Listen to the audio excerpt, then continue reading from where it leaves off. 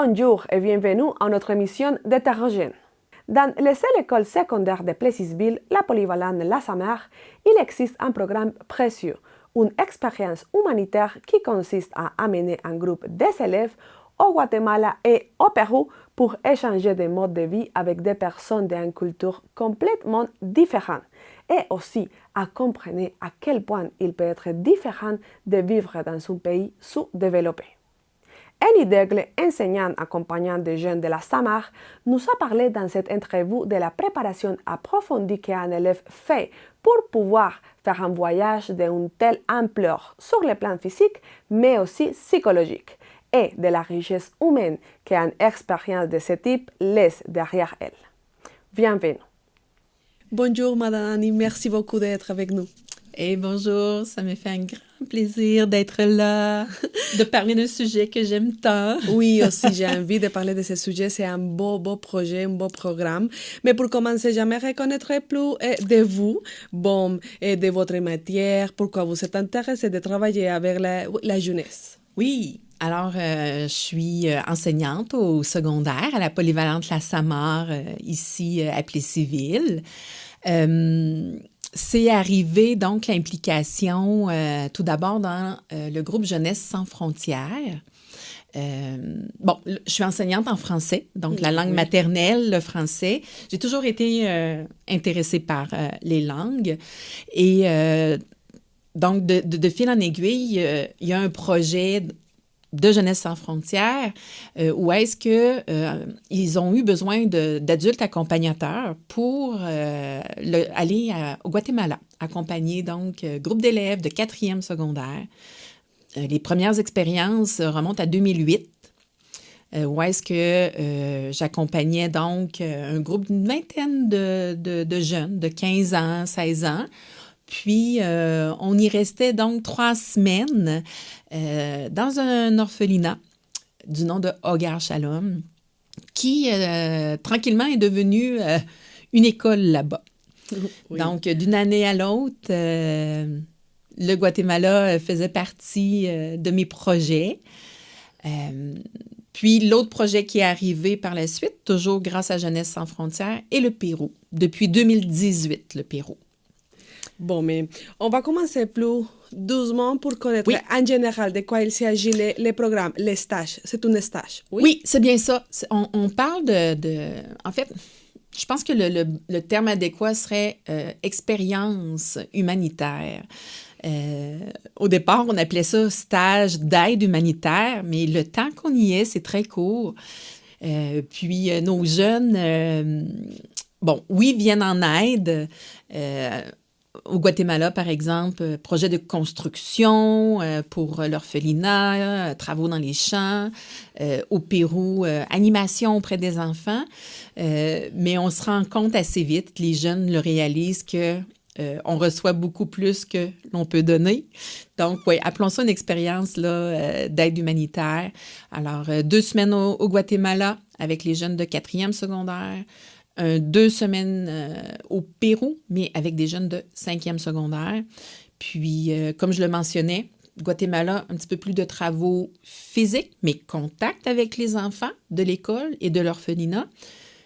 Tandis qu'au Pérou, on parle plus d'animation auprès des enfants. C'est pas autant de travaux physiques. Fait que c'est le 2e niveau, le Pérou, à cause de cette raison-là. Si on a aimé vivre le Guatemala, qu'on a envie d'aller un petit peu plus loin, faire un pas de plus, alors les jeunes qui ont vécu cette expérience-là au Guatemala peuvent réinvestir l'expérience au Pérou.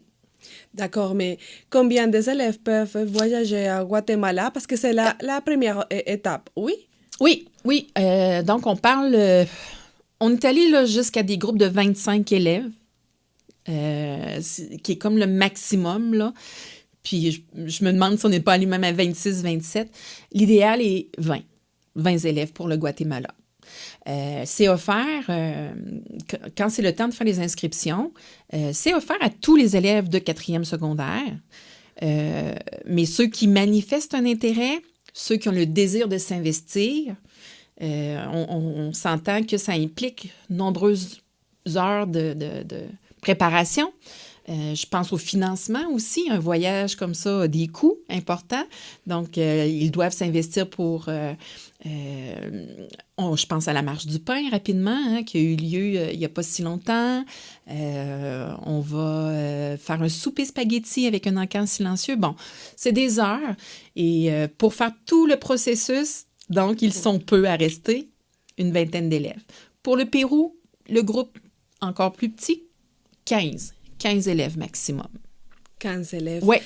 Et bon, comme c'est le processus, Madame Annie Guzman, qu'est-ce qu'ils doivent faire les étudiants avant de voyager, et aussi comme les préparations, parce que c'est sûr que c'est une autre culture, et c'est un autre, pays.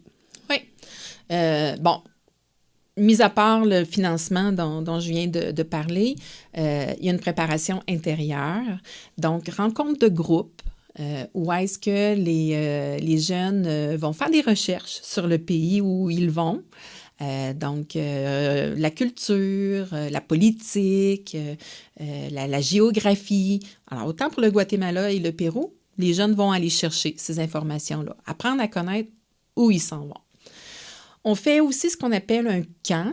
Alors, un camp préparatoire qui est une fin de semaine, 2 jours d'intensification pour apprendre à se connaître entre nous, souder le groupe, parce que on vit 24 heures sur 24 ensemble là-bas. Il n'y a pas de moment où est-ce que on se retrouve tout seul. Alors, la vie de groupe, elle est importante. Il faut nécessairement passer par le camp préparatoire pour, c'est ça, bien apprendre à se connaître, mettre en place des règles de vie qu'on va appliquer là-bas pour éviter de s'arracher les cheveux et la tête. Il faut bien s'entendre entre nous. Donc, cette préparation-là intérieure, c'est ça. Et elle prend beaucoup de place. Puis, connaître les pays où nous allons. Madame Annie, quelles activités vous faites à Guatemala et aussi à Pérou? Donc, au Guatemala, la routine d'une journée, lever quand même assez tôt, 6h30 le matin, déjeuner avec les enfants de l'orphelinat. Donc, déjà, il y a le contact là, avec eux. Par la suite, on se retrouve à 8h. On a la distribution des tâches. Alors, les tâches sont variées. Donc, je mentionnais travaux dans les champs, construction, à la cuisine aussi. Il y a beaucoup de nourriture à préparer pour les repas. Alors, on apporte un soutien à la cuisine. Alors, pour l'avant-midi, le matin est vraiment là, le meilleur moment pour avancer le travail le plus possible. Il fait moins chaud, ça va mieux. On a un dîner, 12h30, puis on a un petit temps de repos. Alors, je dirais de midi à 2h. On va reprendre le travail par la suite. Et en fin de journée, 16h, 16h30, il y a la possibilité pour les jeunes d'aller à Tsupango, qui est le petit village voisin de l'orphelinat Hogar Shalom. On s'y rend à pied et là, nos jeunes voient vraiment la vie d'une petite ville typique du Guatemala, avec le Plaza de Armas, le parc central, le marché, on a l'église. Donc, les gens baignent vraiment dans la culture lorsque c'est possible en fin de journée d'aller à Tsupango. Parce que l'orphelinat est quand même un petit peu isolé. Il y a les murs qui protègent nos jeunes. Fait que c'est un peu comme une bulle de protection. Alors, c'est bien que les jeunes puissent sortir pour aller à Tsupango et voir vraiment rencontrer les gens, les habitants de la ville. Au Pérou, la routine est un peu différente parce que on va davantage faire de l'animation. Alors, on est avec un centre récréatif. On collabore avec un centre récréatif où il y a équipe de football et on va pouvoir assister donc pour l'entraînement des garçons. Alors, on parle là-bas là, de garçons pour le soccer. Je dis football espagnol, mais pour les Québécois, on parle de soccer. Le soccer, oui. Oui, c'est ça. Et donc, le matin, lever, ça n'a pas besoin d'être aussitôt. On va parler de 7h, 7h30. On va faire rencontre de groupe. Alors, le même principe reste le même. C'est important de prendre le pouls du groupe, comment ça va. On amorce notre journée ensemble. On va faire plus d'activités aussi interculturelles. On prépare donc des chants, des danses qu'on va partager avec les enfants là-bas, groupe d'enfants, mais aussi les personnes âgées. Donc, on va aller visiter un centre de personnes âgées à 2 reprises où est-ce qu'on fait des activités avec eux.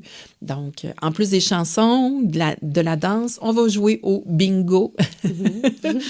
Alors, on est plus dans l'interculturel, je dirais, au Pérou. Animation avec les enfants.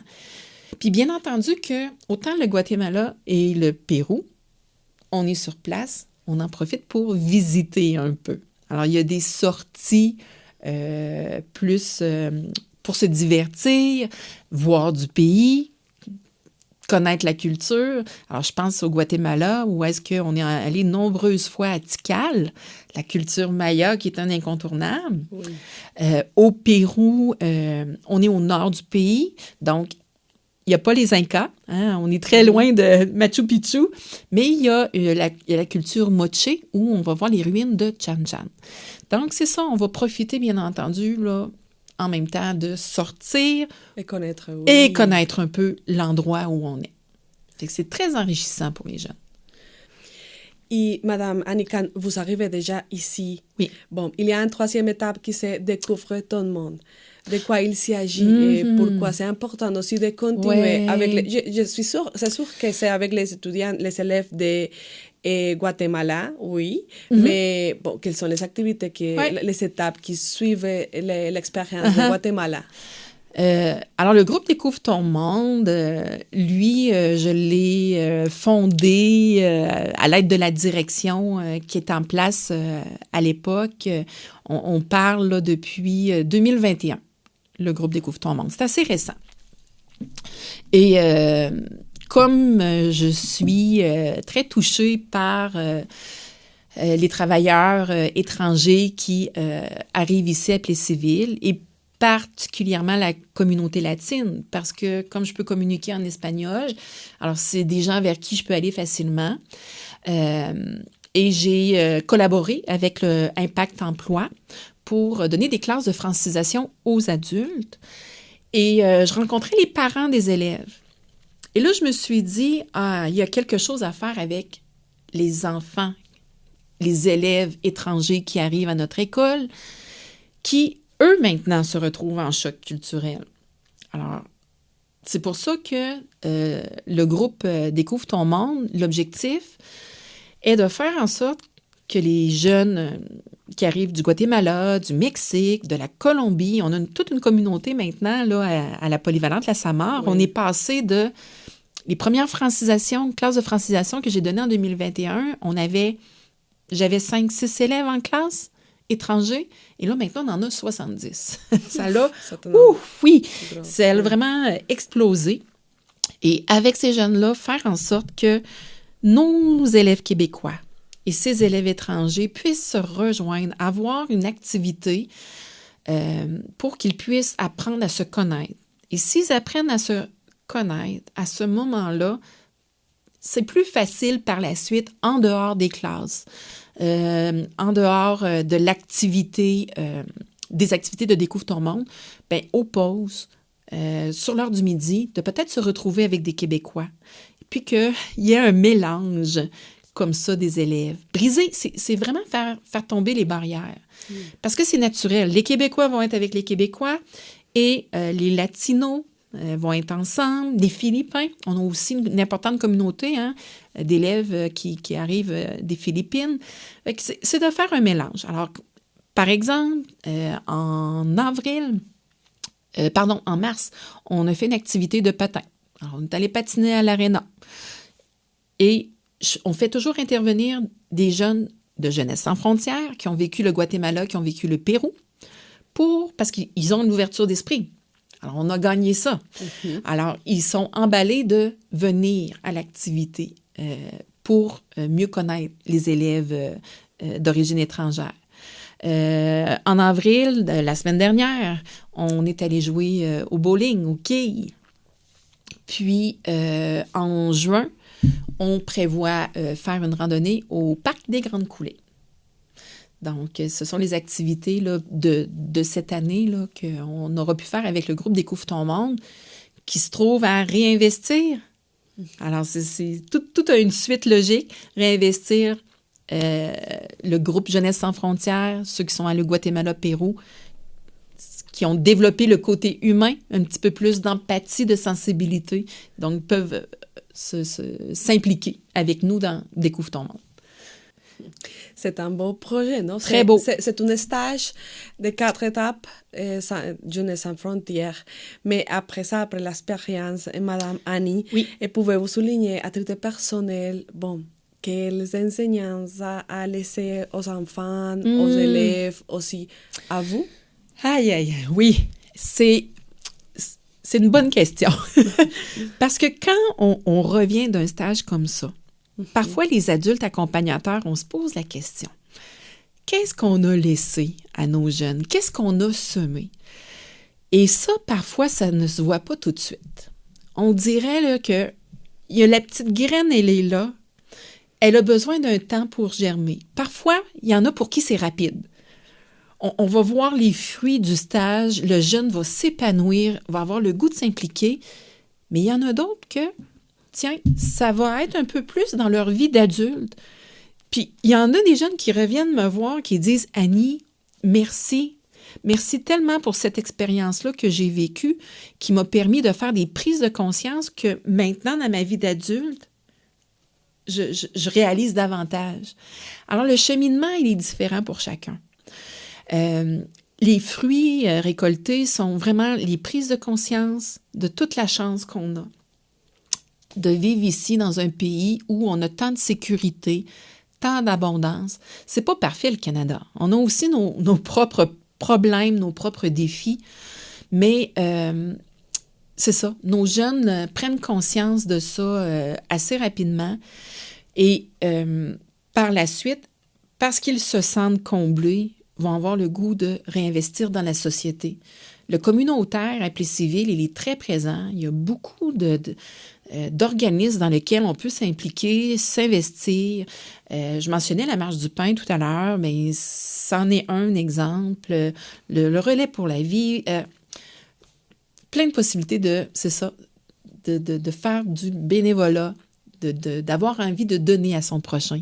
Alors ça, c'est semé chez nos jeunes et on le voit petit à petit. Et plus personnellement, parce que la question, je pense, s'adressait à moi aussi. Pour ma part, les stages humanitaires ont changé ma vie carrément. J'y vais, j'ai le bonheur, j'ai le privilège de répéter ces expériences-là, Guatemala, Pérou. Puis à chaque fois, il n'y a pas un voyage identique. À chaque fois, je reviens avec quelque chose de nouveau, une prise de conscience. Et ça a fait en sorte que j'ai envie de continuer de donner. J'ai envie de continuer à faire vivre ces stages-là à nos jeunes. Et ça a fait en sorte que je suis reconnaissante, très reconnaissante pour tout. Oui. Et madame, quelles problématiques, ou quelles sont on peut dire, les situations, les problématiques plus difficiles que vous voyez là-bas? Est-ce que c'est la pauvreté? Est-ce que c'est quoi? Quelle est la situation des personnes de là-bas? Je dirais que ce qui peut choquer dans le sens venir nous perturber, les commentaires que j'entends des jeunes, alors oui, la grande pauvreté, à extrême pauvreté, parce que je pense au Pérou, petit village, où est-ce que à Huaca Larga, les maisons sont parfois construites avec caña de azúcar, la canne à sucre, une petite toile, c'est tout, ça, c'est la maison. Alors, la grande pauvreté, la pollution. Quand nos jeunes disent « Annie, les déchets, il y a des déchets partout. » Oui, au niveau de la collecte des déchets, c'est différent que chez nous au Canada. La place des jeunes filles, parfois. Ça, c'est pour les femmes. Pour les jeunes filles, ça vient les interroger beaucoup.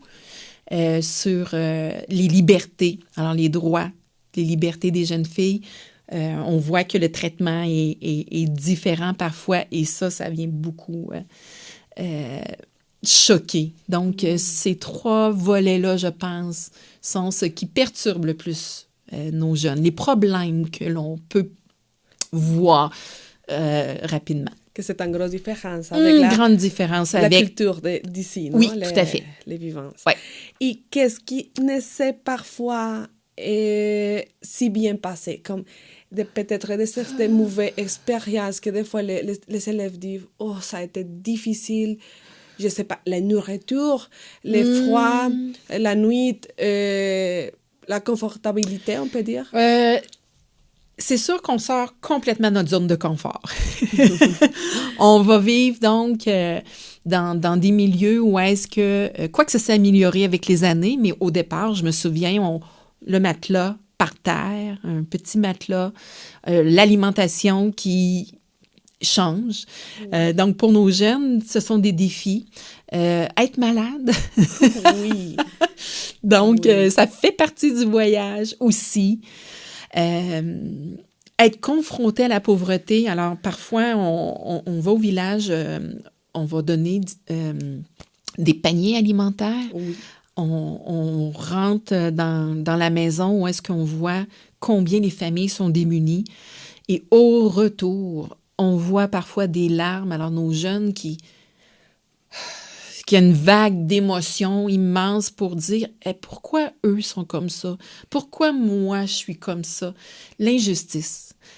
La prise de conscience des injustices, ça fait mal. Fait que je crois que on a eu la chance de vivre à chaque fois de magnifiques expériences et je dirais Dieu merci sans avoir trop de problèmes majeurs. C'est normal, des fois, des petits ajustements dans l'horaire, mais on vit malgré les difficultés. Les jeunes, quand ils reviennent, peuvent dire « Il y a eu beaucoup plus de beau que de... » J'aime pas dire le mot « mauvais ». C'est pas mauvaise expérience, c'est expérience plus difficile, mais qui font partie du cheminement et qui, en bout de ligne, vont semer quelque chose de beau. Parce que aussi, il y a actuellement un phénomène d'immigration ici, dans la région. Oui. Comment, Madame Annie, vous pensez que c'est enrichissant pour la région que les écoles font vivre aux élèves ce type d'expérience, qui c'est une grosse expérience au niveau humanitaire? Oui. Quand on parle de l'immigration ici, là, tu l'as mentionné, c'est un enrichissement interculturel. Alors oui, on a besoin des travailleurs étrangers, premièrement, parce que les travailleurs font en sorte qu'il y ait des entreprises présentement qui ne pourraient pas survivre sans la main-d'œuvre étrangère. C'est majeur. Mais tout le bagage qu'ils amènent avec eux de cette culture où est-ce qu'on peut dénoter moi je perçois de la joie de vivre, la musique. Je regarde le centre-ville de Plessisville qui bouge un peu plus avec, il y a la petite tienda Bélanger, le petit restaurant, on a le barbier. Fait que ça apporte une vie dans notre communauté ici à Plessisville et avec l'Impact Emploi, on tente, comme on le fait à l'école, avec Découvre ton monde, avec Impact Emploi, on tente de permettre aussi la communauté de Plessisville de bien se mélanger avec nos familles, familles étrangères qui s'installent ici et qui, peu à peu, ne seront plus étrangères, vont faire partie de notre communauté. Hein? On parle d'inclure. On a des événements avec l'Impact Emploi où est-ce qu'on fait appel à du parrainage, on fait des activités, pour faire connaître, exemple, la balade gourmande, aller cueillir des pommes. Il y a des belles activités aussi qui sont offertes pour tenter de mélanger Donc, notre communauté de québécoises ici de Plessisville avec la communauté immigrante qui s'installe. Madame, ici on parlait de soutien financier. Bon, vous avez parlé déjà de quelques activités, mais j'aimerais savoir quelles sont toutes les activités, toutes les choses que vous faites pour réussir à voyager à Guatemala. Parce que j'imagine que c'est un gros défi, c'est un voyage cher aussi. Et bon, pour aussi que les gens puissent soutenir ces programmes ici à Plessisville. Oui. Rapidement, je vois 3 activités majeures pour le soutien des stages Guatemala et Pérou. Donc, on a la vente de produits. Ça peut varier d'une année à l'autre, là. Alors, on a déjà fait la vente de produits équitables. On a déjà fait la vente des billets. Subvention, on a un animateur SACEC, un jeune animateur qui est là, a la patience de remplir toute la documentation. Donc, le gouvernement du Québec qui offre possibilité de subvention pour soutenir des projets comme ça, ou est-ce qu'il y a un échange interculturel? Alors oui, ça demande du temps, un investissement en temps et en énergie. Est-ce que vous aimeriez dire au revoir, merci en espagnol pour connaître un peu comment les connaissances? Ah, oui! Bueno, te agradezco mucho por tu tiempo. Fue un gran placer para mí estar aquí contigo, poder platicar, hablar de un proyecto, bueno, de los proyectos que me encantan tanto. Y es un hasta luego, porque yo vivo acá en Plessisville. Y cuando me voy y puedo cruzar y hablar, practicar un poco el español, es un gusto para mí. Muchas gracias. Para mí también fue un gusto. A la prochaine. Oui, à la prochaine.